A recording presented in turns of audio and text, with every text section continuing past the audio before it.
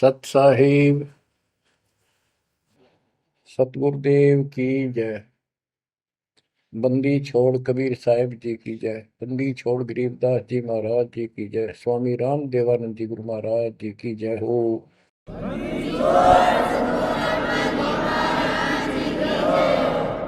सर्व संतों की जय, सर्व भक्तों की जय, धर्मी पुरुषों की जय। श्री काशी धाम की जय, श्री सुडानी धाम की जय, श्री क्रोथा धाम की जय, श्री बरवाड़ा धाम की जय। सत साहिब गरीब नमो नमो सत पुरुष को नमस्कार गुरु के नहीं। सुर नर मुनिजन साधुआ संतों सर्वस नहीं। सतगुरु साहेब संत सब दंडो तुम प्रणाम। आगे पीछे मध्य हुए तिनको जा कुर्बान। नराकार निर्विषम काल जाल भय बंधन। निर्लेपम निज निर्गुणम अकल अनुपेषण। सोहम सुरति समापतम सकल समाना निर्तल। उज्ज्वल हिरंबर हरदम अम्बे पर्व अथाह वार पार नहीं मध्य तुम। ग्रीव दोष मरत सिद्ध होई गणनायक गिरताना। करो अनुग्रह सोई पारस पद परवाना। आदि गणेश मनाओ गणनायक देवन देवा। चरण कमल लाओ आदि अंत करूं सेवा। परम शक्ति संगीत अमृत सिद्धि दाता सोई। अविगत गुण अतीतम सत पुरुष निर्मोही। जगदम्बा जगदीशन मंगल रूप मुरारी। तन मन अर्पो शीसम भक्ति मुक्ति भंडारी। सुर नर मुनि जन ध्यामय ब्रह्मा विष्णु महेशा। शेष सहस मुख गावै पूज्य आदि गणेशा। इंद्र कुबेर सरीखा वरुण धर्म राय जावै। समर्थ जीवन जी का मन इच्छा पल पावै। 33 कोटि अदारा जावै सहस 88। उतरै बहुजल पारा कट है यम की फांसी। कबीर सतगुरु के उपदेश का सुनिया एक विचार। जय सतगुरु मिलते नहीं जाते नरक द्वार। नरक द्वार में दूत सब करते खेचा तान। उनसे कभू नहीं छूटता फिरता चारों खाने। कबीर चार खानी में भरमता कबहू न लगता पार। सो फेरा सब मिट गया मेरे सतगुरु के उपकार। जय जय सतगुरु मेरे की। जय जय सतगुरु मेरे की। सदा साहिबी सुख से बसियो। अमरपुरी के डेरे की। जय जय सतगुरु मेरे की। जय जय सतगुरु मेरे की। सदा साहिबी सुख से बसियो। अमरपुरी के डेरे।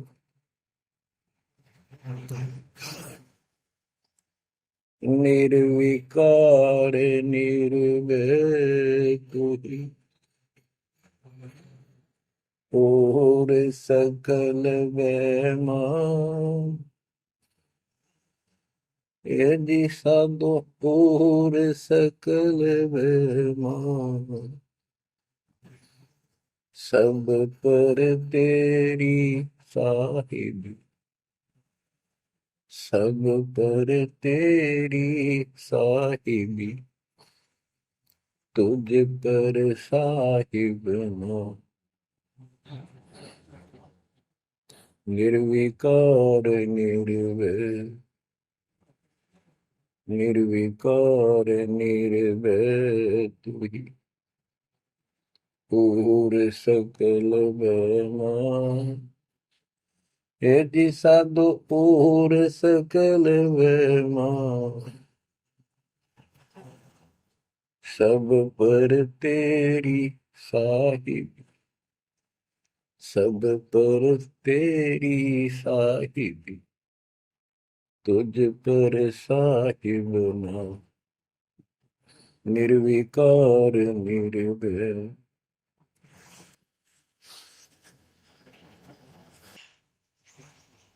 परम पिता परमात्मा कबीर जी की प्यारी आत्माओं, परमेश्वर की असीम रजा से, अपने पिता की असीम कृपा से आज इस घोर कलयुग के अंदर अपने को धर्म कर्म करने का प्रॉपर ज्ञान हुआ, विशेष ज्ञान विधिवत, और सच्चा ज्ञान, सच्चा भगवान, सच्ची भक्ति, और आपको पूर्ण सतगुरु प्राप्त हुआ। जो इस गंदे लोक में आकर हम परमात्मा को फिर भुला दिए, भूल गए, भुला दिया हमारे को, भूले नहीं। ये त्रिगुण में माया, रजगुण धर्मा से निकल रहा गुण, सतगुण विष्णु जी से, तमगुण शंकर जी से हमारे ऊपर इतना जबरदस्त प्रभाव रखता है कि हम सब भूल जाते हैं और इनसे प्रेरित होकर के सारे उल्टे काम करें। ब्रह्मा जी के गुण से या ठाठ बाट की इच्छा होती है, राजपाट की इच्छा होती है, और संतानोत्पत्ति बाई फोर्स कराई जाती है, जीव के वश का नहीं होता। और फिर ममता मोह एक ऐसा रोग लगा रखा है, ये सबता लग जाता है। किसी से 10 दिन ठीक से बात कर ले, उससे मोह हो जा, और अपने परिवार में जन्म लेने वाले बच्चों को से तो होना ही होना, हुआ तो 8% सीने से लगाते हैं उनको। तो वो होता क्या है, ये काल का आहार तैयार करवाया जाता है। गीता अध्याय 7 श्लोक 12 में कहा है कि अर्जुन, रजगुण तमगुण सतगुण, रजगुण ब्रह्मा, सतगुण विष्णु, तमगुण शिव जी, इन तीनों गुणों के द्वारा जो कुछ भी हो रहा है उसका निमित्त मैं हूं, मैं इनमें नहीं हूं, यानी मैं इनसे अलग हूं, ऊपर हूं। रजगुण ब्रह्मा से उत्पत्ति, सतगुण विष्णु से मोह ममता एक दूसरे में जकड़ देना, सतीथी बोल रहे हैं इसको, अब टिके रहे यहाँ पर, और तमगुण शंकर से संहार। ये है यहाँ का प्रोसीजर। हमारी आंख कतई नहीं खुलती क्योंकि प्रेशर ज्यादा है, इतना दबाव है, जीव की अवस्था नहीं है। आपको इतना ज्ञान सुना दिया और सुना रहे हैं, इस ज्ञान से आपके अंतःकरण में ये फाइनल हो जाएगा एक दिन।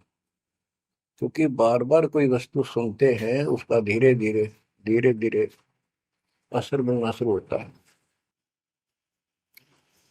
हम बातें सुनते हैं, सत्संग सुनते हैं, विचार मालिक के सुनते हैं, वाणी सुनते हैं, तो एक बार तो कति वैराग आ जाता है कि सचमुच बहुत गलत जगह फंस गए, या कुछ भी अपना लेंगे। और उसके थोड़ी सी देर के बाद, क्योंकि हमें और काम भी करने होते हैं, ये व्यवस्था यहाँ की ऐसी है, तो फिर शाम तक कति भूल पड़ जाती है, बस मंत्र कभी कभी याद आ जाते हैं करने हैं, सुबह दोपहर शाम की वो नियमित सतुति भी याद रह जाती है। बाकी समय हम ज्यादातर अन्य कारोबार के सिलसिले में, रोजगार के सिलसिले में बातें करते रहते, वह फिर से थोड़ी सी भूल पड़ जाती है, फिर जब सत्संग सुनते हो फिर जागृति आती है।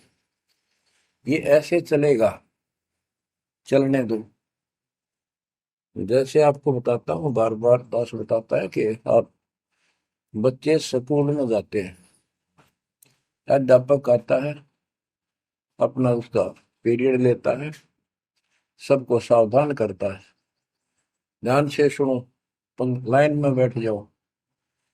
तो हम बहुत सतर्क होके उनकी एक एक बातों को सुनते हैं, नोट करते हैं, लिखते हैं, फिर याद करते हैं। उसके बाद हम फिर खेलते कूदते भी हैं, बच्चे घर का भी काम करते हैं, माँ बाप का हाथ भी बटाते हैं। लेकिन जो स्कूल के अंदर जो बातें सुनी थी, जो ज्ञान सुना था, वो एक अलग कोने में, मन के हृदय के अलग कोने में डिपॉजिट होना शुरू हो जाता है। और उसके अतिरिक्त हम और भी काम सारे करते रहते हैं जो पहले भी कर रहे थे। एक दिन हम विद्वान बन जाते हैं, वो काम फिर भी कर रहे हैं। इस ज्ञान को रह रहकर सुनने से एक दिन आत्मा कति दृढ़ हो जाएगी कि इस संसार में एक दिन भी रहने का नहीं है, ये संसार एक दिन भी। और कभी भी फिर शरीर यहां से छूट जाए, जाने का टाइम आ जाए, नो प्रॉब्लम। हमारी आस्था सतलोक में जाने की होगी, क्योंकि हमने वहां जाने का टारगेट बना रखा है। पहले तुम्हारा कोई टारगेट नहीं था, हमारे पास जाएंगे कहाँ। उसमें कोई बच्चे में मोह हो जाता, परिवार में मोह रह जाता, यही कुत्ते बनकर जन्म ले लेते। कबीर साहब कहते, जहां आशा तहां बासा हुई, मन कर्म वचन सुमरियो सो। गीता अध्याय 7 श्लोक 6 में यही स्पष्ट किया है कि अर्जुन, अंत समय में जो जिस भी भाव में भावित रहता है, जिसके ऊपर जिसमें आस्था रहती है, वो उसी को प्राप्त होता है। जब तक हम भक्ति नहीं करते, इस ज्ञान से परिचित नहीं होते, तो हमारा संसारिक संसारिक यानी परिवार में, संपत्ति में, इसमें कभी हम जकड़े बैठे होते हैं। एक उदाहरण दिया करते थे गुरुदेव, एक बूढ़े की मृत्यु होती, किसान था, पशु रक्षा करते थे, मृत्यु होने लगी, उसकी जुबान बंद हो गई। आसपास परिवार के सदस्य आगे, वही पिताजी तो अंतिम टाइम आ गया, वो आगे। तो थोड़ी देर के बाद वो ऐसे संकेत करने लगा, ऐसे इशारा हाथ से। उन्होंने सोचा भाई पिताजी कुछ कहना चाह रहे है, हो सकता कोई धन दाब रखा और बताना भूल गया, वो अचानक मृत्यु होगी। एक डॉक्टर बुलाया, उसने पता था कि एक बार ये बुलवा देगा, 500 रुपये लेगा, ऐसा इंजेक्शन लगाता है। वो बुलाया गया, उसने इंजेक्शन ला दिया। पिताजी बता बता जल्दी क्या कहना चाहो थे। एक गाय का बछड़ा झाड़ू मुंह में दे रहा था, उन्हें खराब कर रहा था। जो बोला, देख यो बछड़ा झाड़ू चाबे, तुम कित मर गए, नाश करोगे मेरे गाय पाछे, ये नुकसान कर दिया। 2.5 आने की झाड़ू 500 रुपये पड़ गई हुए। जहाँ साता बासा हुई, वहीं पर कुत्ता गधा पशु बढ़कर वहीं जन्म लेगा। तो हमारी ये वृत्ति यहाँ से हटेगी, इस ज्ञान से अंतिम समय आप यहाँ कुछ याद नहीं आओगा। इस ज्ञान में सुनते रहे और भक्ति करते रहे, मर्यादित रहे। ज्ञान के साथ साथ यह भक्ति आपको सहारा देगी अंतिम समय में, मन को उधर धकाने के लिए। वैसे नहीं धकता है, बहुत ताकतवर है, ब्रह्मा विष्णु महेश मन का आधार मान रहे। ये ज्ञान और इस भक्ति की शक्ति इस आत्मा को न धका देगी ऊपर। अंत समय में सेकंडों के अंदर सतलोक बैठे पाएंगे। इस पर लगे रहना, इस मार्ग से जैसे दास आपको बताता जाएगा। अमर करूं सतलोक पठाऊं, ताकि बंदी छोड़ करूं। कबीर साहब कहते हैं, मैं अमर करूं सतलोक पठाऊं भेज दूं, इसलिए बंदी छोड़ कर लाता। अब यहाँ ये क्यों हो रहा है, क्या हो रहा है, आपको सब पता है। पहले तो नहीं था, पर अब पता लग गया आपको, बिल्कुल सही पता लग गया। माता पिता के सामने बच्चे एक या दो तुरंत मर जाते हैं, चक्कर मारते रह जाते हैं, हाथ कुछ नहीं आना, और कई महीने वर्षों तक उसकी याद सताती रहती है। हम इतने विवश हैं, हम इतने बंद में हैं, हम कुछ नहीं कर सकते, लाचार हैं। एक राष्ट्रपति किसी देश का, या प्रधानमंत्री, या अन्य कोई सक्षम मानता अपने आप को, उसका इकलौता बेटा मर गया, प्रधानमंत्री, टक्कर मारा वो, टक्कर। और उससे पहले जब आकाश में वो हुई थी उसकी तुती, साथ में आकाश में रहा था, उसका दिमाग धरती पे पटक दिया। एक बताते हैं, महाभारत में प्रकरण आता है, द्रोणाचार्य, ये गुरु था कौरव पांडव का, और शिक्षा दिया करता, मोह मत करो, मोह सबसे बड़ा खतरनाक है। द्रोणाचार्य का जब लड़का अश्वत्थामा मरा, मरा नहीं था उस समय तक, ये कह दिया गया अश्वत्थामा मर गया। वो झूठ बुलवाई गई थी श्री कृष्ण में प्रवेश काल द्वारा, कि एक अश्वत्थामा नाम का हाथी था, उसको मार दिया गया। और युधिष्ठिर का बहुत विश्वास करते थे सब, कि ये सत्यवादी है, कभी झूठ नहीं बोलता। तो काल ने यह चाल चाली कि द्रोणाचार्य पांडवों की सेना को मार डालेगा। बहुत जबरदस्त तीरंदाज है, बहुत गजब का शूरवीर निशानेबाज है, इसको कंडम किया जाए। तो उसको कंडम करने का तरीका अपनाया कि इसको एक झूठी खबर फैलाई जाए कि इसको थॉमस का बेटा मर गया युद्ध में, फिर ये पागल हो जाएगा। ऊपर तक दुनिया गीत गाती है, जब लग गया अपने, जब पता लग गया, तो युधिष्ठिर से झूठ बुलवा दिया कि तूने कह दे कि अश्वत्थामा पीते, अश्वत्थामा मर गया, तेरी झूठ भी ना होगी, हाथी मर गया ना, ये हो जाएगा। तो पहले तो युधिष्ठिर माना नहीं, फिर ये कहा कि हाथी मार दिया है, तो झूठ थोड़ी है। झूठ तो थी है, जो थोड़ा, पहले हम छोटे से थे, तो यूं कहते, अरे झूठ बोली तो ना पाप लगेगा, बोला ना, उंगली पर उंगली चढ़ा के बोली थी, ये कौन पाप लगे। यानी ये अपने फार्मूले हैं, पाप तो लगेगा।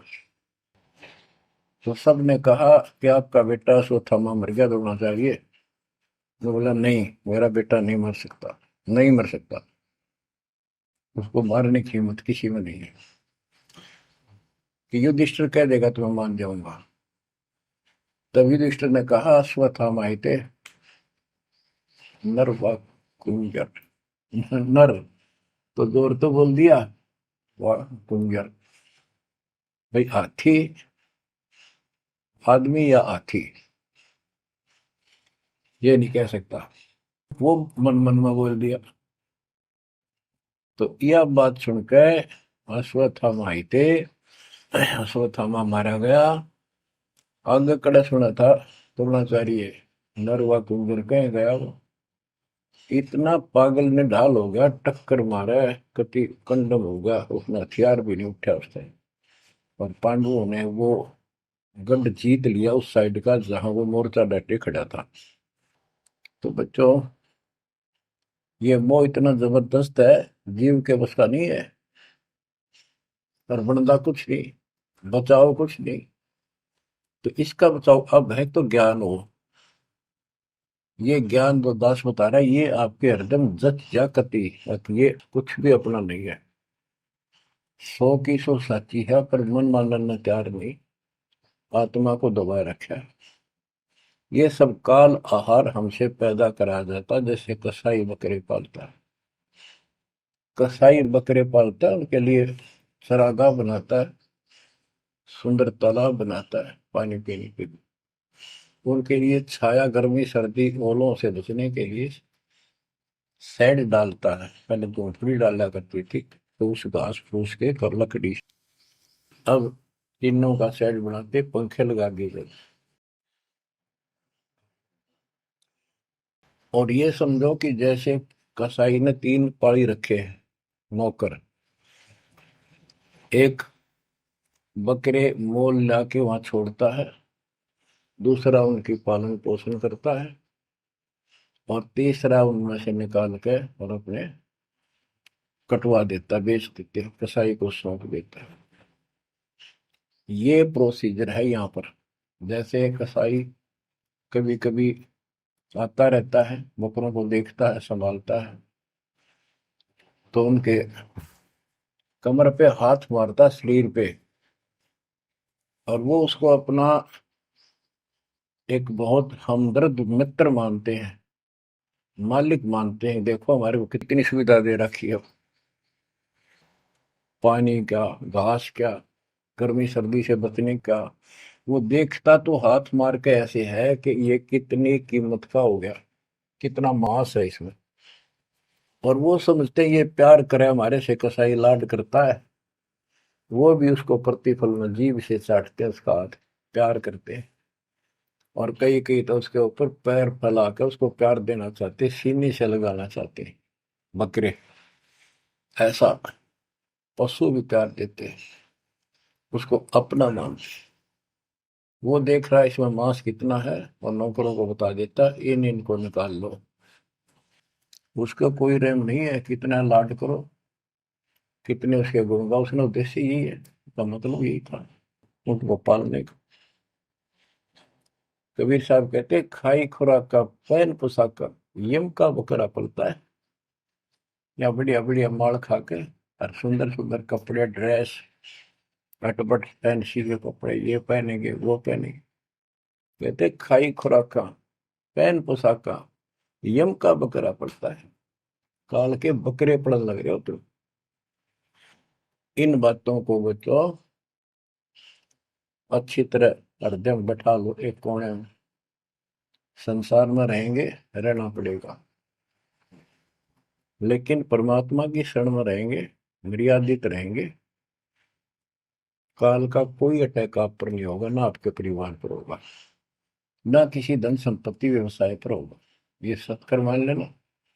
हम मर्यादा को हल्के में ले लेते हैं, और ये हमारे विनाश का कारण होता है। गलती हम करते हैं, कोई काल का ऐसा अटैक आने का समय हो गया और वो नुकसान हो गया, तो भक्ति और छोड़ देते हैं, हो गया सर्वनाश।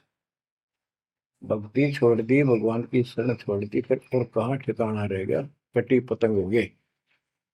कटी पतंग का कोई अस्तित्व नहीं रहता, कुछ देर उड़ जरूर सकती है, अंत में पता नहीं कि कर का पेड़, बबूल के पेड़ में उड़ के फड़फड़ कर कपाटती है। ऐसे फंसे रह जाओगे तुम इस काल के जाल में, कांटेदार झाड़ियों में, इस गंदे लोग। तो बच्चों इस बात का सख्त ध्यान रखो, यदि आपने यहाँ से निकलना है, मर्यादा ना टूटे। और मर्यादा ये पता नहीं कितने प्रकार से टूट जाती है। जैसे हमने किसी को सेवा दे दी, भाई क्या सेवा कर लो, शुक्रिया दाता का, मजदूरी मिली, खुशी हुई, फिर कह दिया ये त्याग दे, छोड़ दी, दूसरे को दे दी। बता फिर दुख क्यों मानना, फिर दुख मानते। मैं ये समझा, इतना ज्ञान होकर भी तुम ऐसी बातें करते हो, तो शुक्र मनाओ और 100 बार हाथ जोड़ के, भाई बहुत अच्छा, गुरुदेव का आदेश है कि भाई सेवा कर लेगा, मुझे भी और सेवा दे दियो कोई, मेरी नीयत से सेवा करने की। अन्ना मिला तो अपना सबर करे, भक्ति करे, सत्संग में जाओ। 100 सेवा है आश्रम में करने वाले को, बहुत सी सेवा होती है। तो एक बात का बंद कर नहीं बैठना चाहिए। ये प्रार्थना आती है, मेरे को कोऑर्डिनेटर की सेवा फेर दियो, ये भी कमजोरी है। जैसे एक डॉक्टर के पास बूढ़ा आदमी गया, कमजोर सा, जबरदस्ता में अस्थि पिंजर बने जा शरीर का, जाके बता डॉक्टर जी मैं खड़ा होता हूँ तो चक्कर आते हैं, क्या कारण है? डॉक्टर बोला कमजोरी है, वीकनेस ऑफ बॉडी। बोला पिंडी दुख है, पिंडी, पैरों की। डॉक्टर बोला कमजोरी है। फिर वो व्रत बोला जी, मेरे सारे शरीर में भड़कुआ रहती है, यानी सारे शरीर में दर्द सा बना रहता है, चबक चबक नाड़ी करती है। डॉक्टर बोला कमजोरी है। वो वृद्ध गुस्सा होकर बोला डॉक्टर ने, तो डॉक्टर है गम चक्कर है, एक का बात जाना है कि कमजोरी है, कमजोरी है, और भी तुम्हें पता होगा। डॉक्टर बोला ये भी कमजोरी है, this is also due to weakness. ये क्रोध भी कमजोर आदमी ने घनाया कर, यह भी कमजोरी है। तो बच्चों यह सारी ये कमजोरी है जो मर्यादा से नारी हटकर करोगे, चाहे कुछ भी कर लियो। मर्यादा को हल्के में ना लो। जैसे हमने इतने सारे नियम बना दिए, भक्ति करनी है तो इनका पालन करना पड़ेगा, नहीं तो फिर गधे बनकर कुमार के नियम में चलना पड़ेगा। एक कदम भी अपनी मर्जी से नहीं जा सकते, बैल बनकर नाथ डल जाएगी, खच्चर बनकर बग्गी में दौड़े जाओगे, रेडी में, फिर चलेगी क्या आपकी मर्जी। असंग जन्म तन मृत्या हो गए, जीवित क्यों नाम रह रे, दवा दस दर मद मैल मठ बोरे, बोर ना दे धरे रे। तो बच्चों जीवित मर लो, इन बातों को छाती में धर लो, हृदय में बैठा लो, कति मस्तिष्क में। ये संसार आपका नहीं है, ये परिवार आपका नहीं, ये संपत्ति या कार कोठी तेरी नहीं, गरीब काया तेरी है नहीं, ये माया कहां से हो। चरण कमल में ध्यान रख, इन दोनों को खो, इनको भूल जा, अपने गुरु जी के चरणों में ध्यान रख, उनके बताए दिशा निर्देश के आदेश से आधार से अपना जीवन निर्वाह कर। बच्चों आंख खोल लो, बार बार ये बातें बताई जाती हैं। जब ऊक चुक हो जाएगी फिर तो रोना शेष रहेगा, नथिंग एल्स। इस मार्ग में अहंकार इंसान को मारता है। किस चीज में अहंकार करो, माया होगी तो अहंकार होगा, कोई पोस्ट पद ठीक सी होगी तो अहंकार होगा, शरीर स्वस्थ है, थोड़ी सी जान, अहंकार हो गया, एक परिवार में 5-4 लाठी ठाणिये हो गए तो अहंकार हो गया, और अपने बॉडी की ताकत का अहंकार। और भी सैकड़ों कारण है जो इंसान के मन में दोष पैदा हो जाता है। तो ये इंसान का सबसे बड़ा खतरनाक शत्रु है। परमात्मा को अहंकार पसंद नहीं, और छोटी मोटी गलती को माफ कर सकता है। रावण था जिसे अहंकार नहीं छूटा, 10 मस्तक सर भी काट दिए, 10 बार काट दिए तो वापस दे दिए, ले भाई। ये सारा कुछ खेल कबीर साहब का किया, सारा कुछ। ये आत्मा परमात्मा की है, चाहे आज राक्षस है, चाहे कोई कसाई है, चाहे देवता है, चाहे ब्रह्मा विष्णु महेश है, चाहे कीड़ी आती छोटे जीव है, कोई स्त्री पुरुष है, बालक बच्चे, जीव जंतु सब उसके हैं। काल चाहता भक्ति से खत्म हो जा, ये भक्ति में इनकी आस्था खत्म हो, मालिक चाहता है इनकी भक्ति में आस्था खत्म ना हो, फिर तो कति गए काम क्या है। जो भी जैसी साधना मालिक के नाम पर बैठ कर कहीं कर रहा है, उसके पिछले संस्कार से, उस भक्ति से जो उसको मिलना है, उसके साथ साथ परमात्मा उसको सहारा देते हैं। जैसे रावण ने सिर काट दिया शिव जी के निमित्त, तो भगवान के नाम काटा उसने, वो भगवान की खोज में निकला था। साधना गुरु गलत मिलने से उसको मार्ग गलत मिल गया, पिछले जन्म के संस्कारी ही इतने सेक्रीफाइस कर सकते, इतनी कुर्बानी कर सकते, वैसे नहीं हुआ करते। तो पिछले जन्मों में वो भगवान का भगत रहा है, फिर इतना बिगड़ गया कि राक्षस बन गया। तो उस मालिक ने उसको 10 शीश वापस दिए, लेकिन बकवाद करी तो अंत बुरा हुआ। उसके कर्म मद सिद्धि सिद्धि की, उनसे धन दे दिया, वो धन भी यही छोड़ गया। गिरफ्त सर्व सोने की लंका होती, रावण शरण दी, एक पलक में राज विराजी, जम के पड़े दी, मन तो सुख के सागर बसरे, और न ऐसा यसरे। क्या मांगो कुछ थिर न राही, देखत नैन चला जग जाई, 1 लाख पूत 1.25 लाख नाती, उस रावण का आज दीवान बाती। एक पुत्र मांगते फिरते हैं, एक बेटा देते, हे भगवान बेटा हो गया। बेटियों की तो हम गिनती नहीं करते, बेटा चाहिए बेटा। वो किस लिए उगलछमी पैदा कर रखी थी कि बेटा ना हो, यहाँ तक गति नहीं होगी माँ बाप की, क्योंकि अंत समय में जेठा बेटा, बड़ा पुत्र, माँ बाप का अंतिम संस्कार कराए, यानी उसने फूका है, फिर उसकी अस्थि डाल का है, फिर उसकी क्रियाक्रम करावे, तो उसकी गति हो। और जिसका बेटा नहीं, उसकी गति नहीं हो सकती, उसको तो संतान वाला मानते भी को नहीं, मना नहीं करते थे।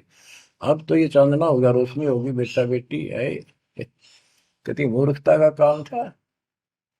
लेकिन काल ने तो उल्टी पढ़ाई पढ़ानी, उल्टा रास्ते डालना, वो होना, एक परंपरा बनाकर बैठ गए, वो एक लकीर के फकीर होंगे। जैसे राजा दशरथ का सबसे बड़ा बेटा रामचंद्र था, उसको राज दे दिया, और बच्चों फिर उसको वनवास देना पड़ गया मजबूरी में। रामचंद्र जी वनवास में चल पड़े। राजा दशरथ का इतना मोह था अपने बच्चों में, रामचंद्र में विशेष, और जो बिछुड़ा उसमें ज्यादा हुआ करे, तो नो चल पड़ा, महल के ऊपर चढ़ के देखा, दिखता रहा, पर नहीं दिखा, तो चौबारे की अटारी पर चढ़ गया,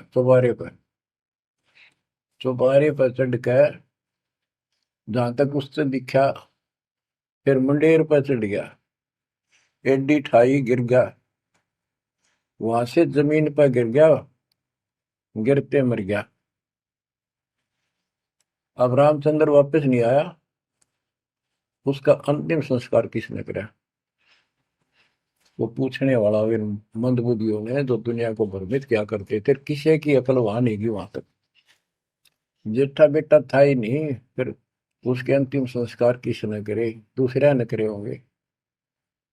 तो ये बात कहने की है, तो इसका मतलब उसकी गति हुई नहीं, बेटा होते हुए भी अंतिम संस्कार नहीं कर सका। तो इन बातों ने छोड़कर सतगुरु कबीर साहब द्वारा जो ज्ञान दिया है, इस पे दृढ़ हो जाओ। देखो, हमारी सारी बात उल्टी है। भक्ति मार्ग में बेटा है, बेटी है, अच्छी बात है, परमात्मा के चरणों में लग गए दोनों, तो हम तो बरी से हो गए, क्यों? भगवान आप पर खड़ा हो गया। और बेटा भक्ति नहीं करता, बेटी करती है, तो एक कौडी का नहीं हो बेटा, किसी काम का। कबीर साहब कहते हैं, राम रटत कन्या बलि, साकर फलाना पूत, छेरी के गलगल थना, छेरी के गलगल थना, जिसमें दूध न बूत। बकरी के गल में एक खाल लटका रहा, थन के साथ, व्रत की खाल। कहते वो बेटा था, गल का ऐसे वजन है सिर पर, बेमतलब का व्रत का दिखावा दिखावा है। और वह बेटी अच्छी, राम रटत कन्या बली, सकट बलाना पूत। तो बच्चों, ये दातम मार्ग है, इसमें सारी बातें पहले से विपरीत हैं। देखो, बेटा ना होगा, बेटी बेटी होगी, तो यहाँ सृष्टि नहीं चलेगी, और बेटी बेटी होगी, बेटा नहीं हुआ, तो भी दिक्कत संसार की सृष्टि में आ सकती है। बाकी भगत का कोई फर्क नहीं पड़ेगा। इन बातों को जो दास कहता है, इनको एक सामान्य बातें ना समझना, निष्कर्ष है इस जीवन का। जिसका बेटी नहीं है, तो उसको ये तड़प रह जाती है बेटा होता, या भूल के भी ना करना। इन बेटे वाले ने देख लो कितने सुखी, टाइम पर रोटी नहीं, चाह नहीं भी तरसे बैठे बैठे। वो सोचे बड़ा दे देगा, छोटा सोचे बड़ा आप दे देगा, बड़ा सोचे छोटा कह देगा। बड़े बड़े आंखें में आंसू बुढ़ा में। और बेटी आखिरी सांस तक प्यार देती है अपने माँ बाप को। एक आदि ने कमी बात कह नहीं सकते, वो किस्से के बिना होती हो तो आत्माएं नष्ट होती है। आखिरी सांस तक यहाँ भी हमने देखा, जैसे लड़की रोटी खा रही है और लड़का वैसे बैठा था। माँ ने कहा बेटा वो सामान ला उठा कर, मैं रोटी तैयार बनाऊं भोजन। बेटा बेटा ना लाऊं, यूं कौन खोया लावे। बेटी तो कहा भी कोई ना, रोटी खाती खाती छोड़ के आन की थी, एक 10 साल का की होगी, लड़का 12-13 साल का।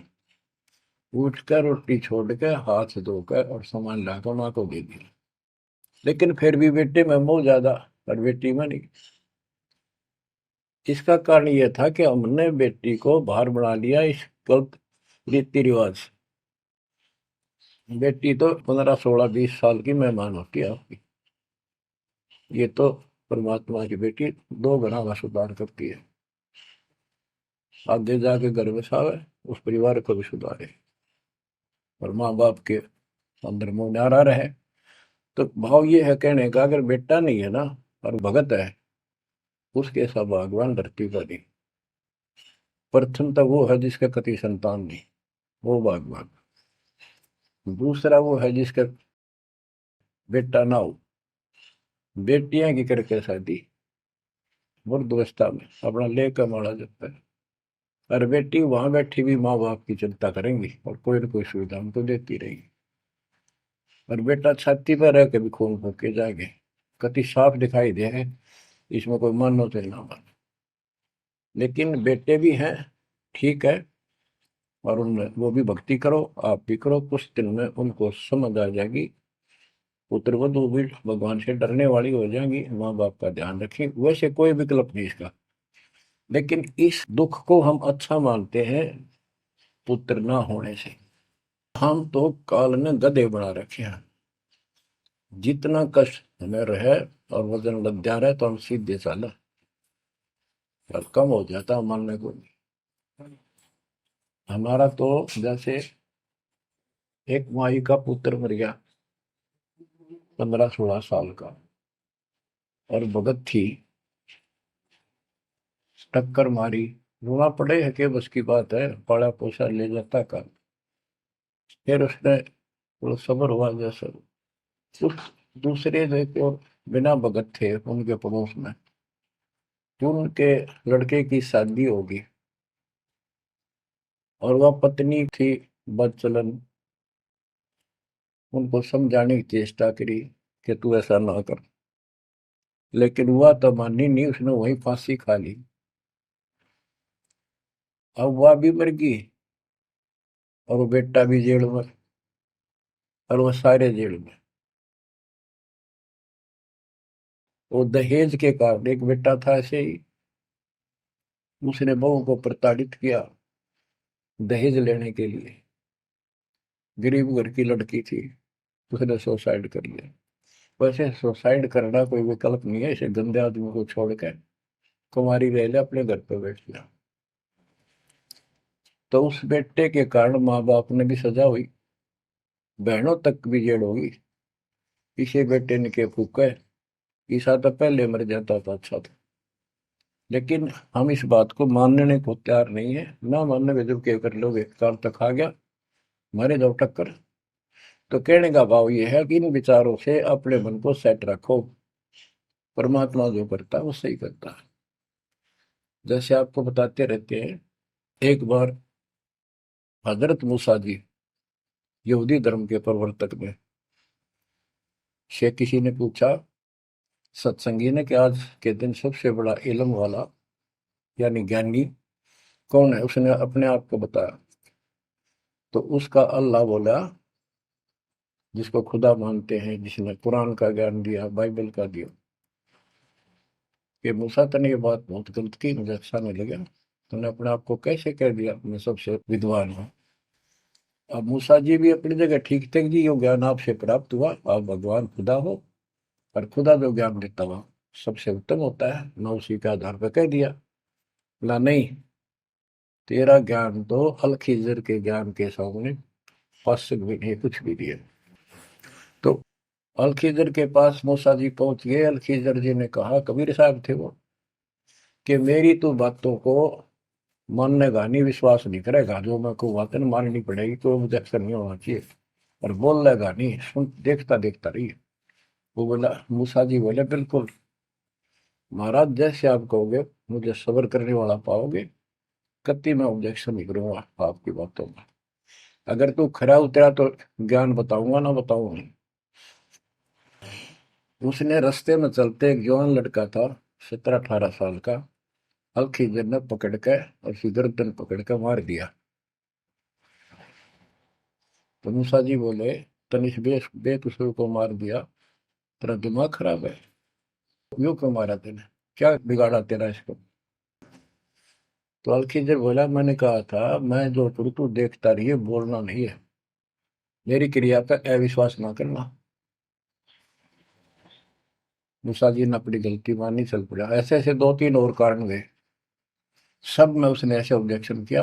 आखिर में वो बिना हार गया। मूसा कि मैं इस योग्य नहीं, मैं आपकी बातों को अविश्वास करता रहा हूँ। लास्ट बता दिया कि इस क्रिया के बाद तो फिर ऑब्जेक्शन किया तो मैं तेरे से बात नहीं करूंगा, ना पे बताऊंगा। ज्ञान बोला भी ठीक है, उस पर भी हार गया वो। तब अलखिजर बोला, सुन ले, ज्ञान तो तूने बताऊ नहीं, तो वो लड़का क्यों मारा था। वो ऐसा दुष्ट पैदा हो गया था, इसके माँ बाप भगत हैं, और उनको इतना परेशान करता, वह रो रो का टाइम काटते। उसके स्थान पर भगवान ने उनके घर में 50 साल की उम्र में एक बेटी का जन्म दिया। उनका सुखी जीवन रहा। ये प्रमाण है उसके अंदर, बाइबल के अंदर। तो बच्चों, ये सत्कर मान लो, मालिक जो करे उसको सही मानो। ऊक चूक हो भी जाए तो भगवान से दूर ना हो जाना। वो जो करेगा भगवान कभी गलत नहीं करेगा, ये तो आपने मानना ही पड़ेगा। गलत तो हम करे बैठे, हाँ यू काल करवाने लगेगा, पर रोज गलत हुआ है, एक दिन भी तो नहीं। तो बच्चों, परमात्मा की प्रत्येक क्रिया पर विश्वास रख कर चलो तुम।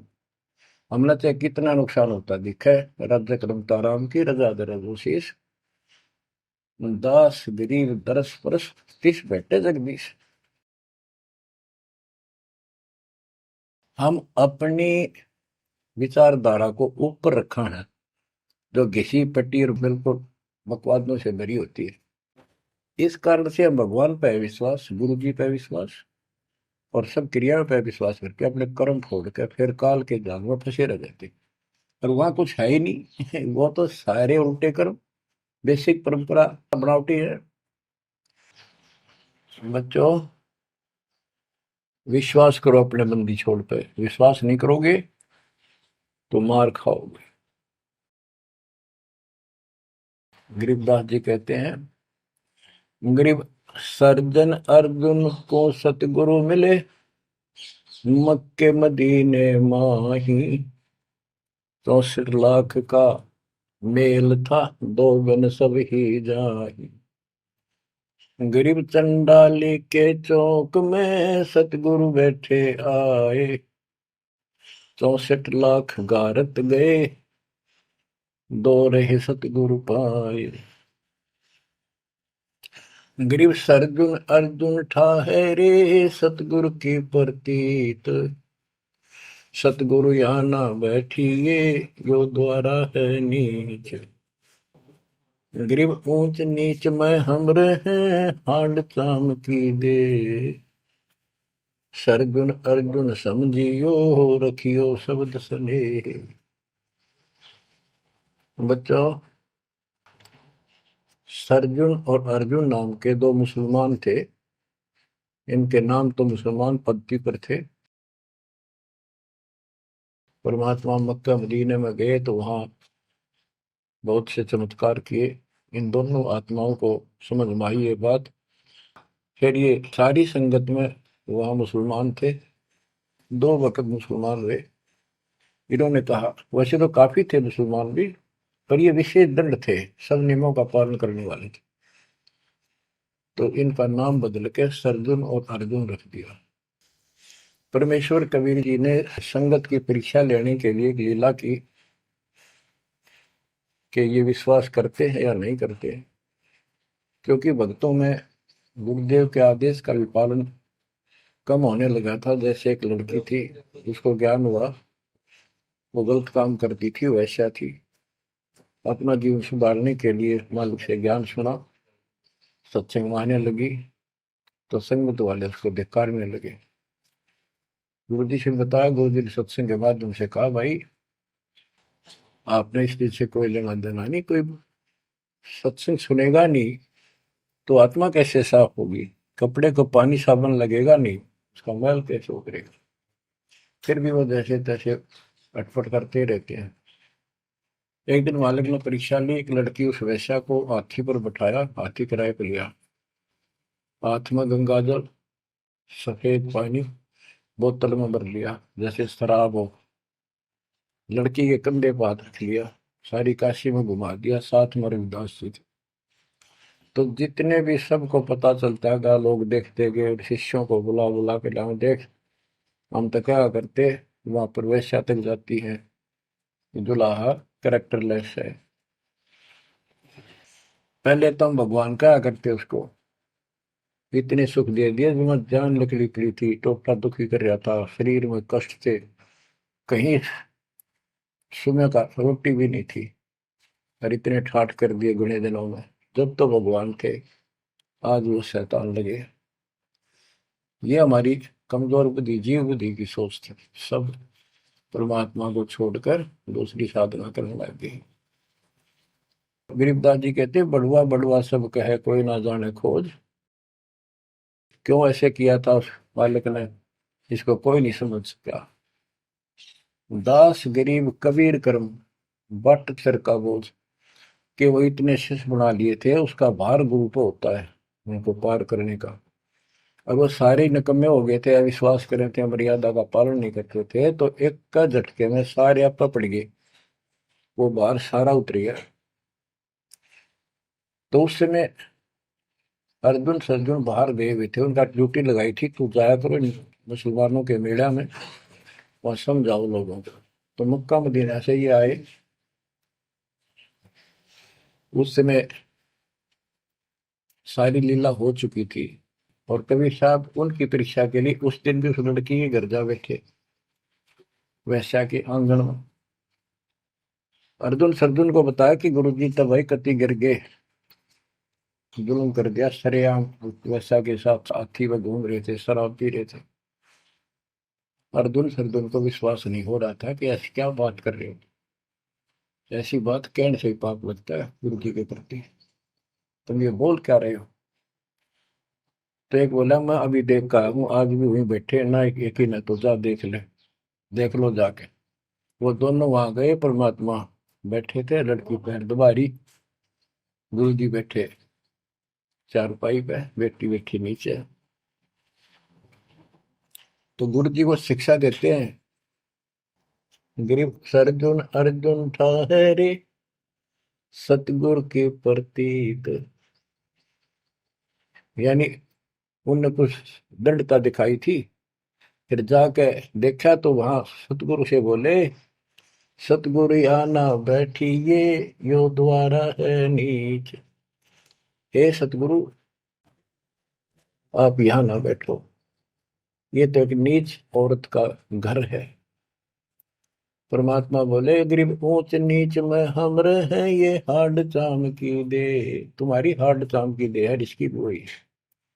अर्जुन अर्जुन समझियो, रखियो शब्द स्नेह।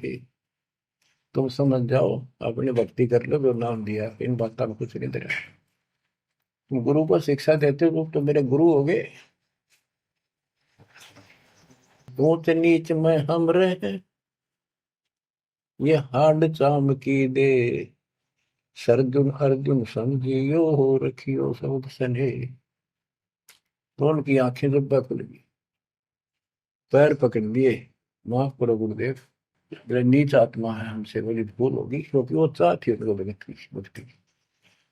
फिर परमात्मा ने कहा, बेटा कितनी बात बना लो एकदम, मेरे प्रति वो भाव थारा हो नहीं सकता, तुम्हारे मन में मैल आ चुका है, और ईब मेरे इस शरीर से, गुरु रूप से तुम पार नहीं हो सकते।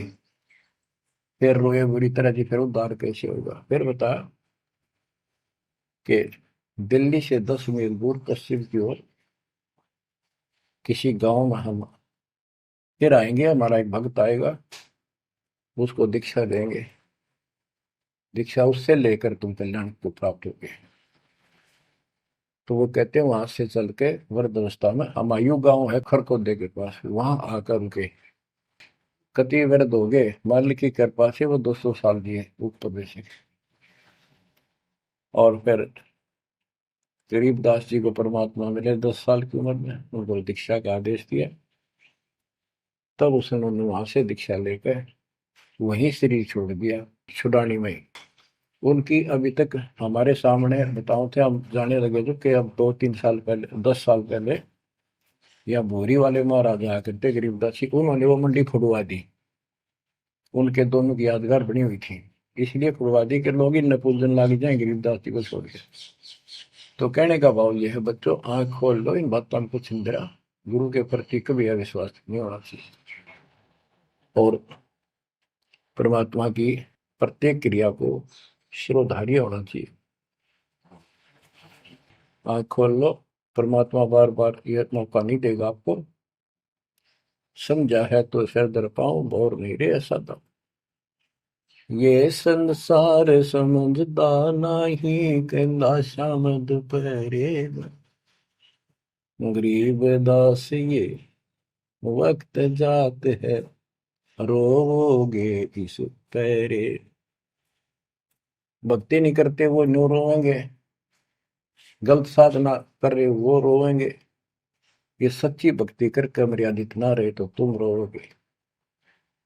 कभी सीधे हो जाओ, समर्पित हो जाओ, मालिक के चरणों में सदा ध्यान रखो, बुराइयों से बचो, सेवा सुमन दान करो, मर्यादा का निर्वाह करो, मालिक आपको मोक्ष दे। सत्साई।